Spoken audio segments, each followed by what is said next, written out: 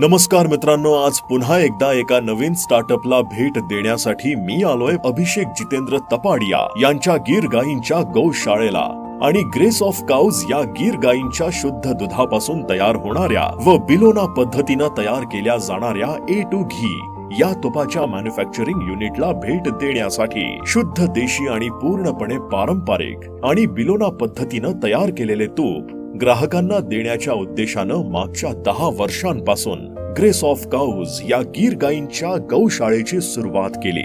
बिलोना पद्धतीनं A2 घी तयार करण्यासाठी गीर गायींचं काढलेलं दूध गरम केलं जातं, त्यानंतर ते थंड करून मातीच्या भांड्यामध्ये टाकून पारंपरिक पद्धतीनं लाकडापासून तयार केलेल्या रवीच्या सहाय्यानं त्या दुधातून लोणी काढलं जातं। काढलेलं लोणी उच्च तापमानावर तापवून त्यापासून तूप तयार केले जाते आणि उत्तम प्रकारच्या काचेच्या बॉटल्स मध्ये ते पॅकेजिंग करून कस्टमर पर्यंत पोहोचवलं जातं। या A2 तुपाला आज महाराष्ट्र भरातूनच नव्हे तर संपूर्ण भारतातून प्रचंड मागणी आहे। विशेष म्हणजे यांचं तूप संपूर्ण भारतभर होम डिलिव्हरीनं पाठवलं जातं।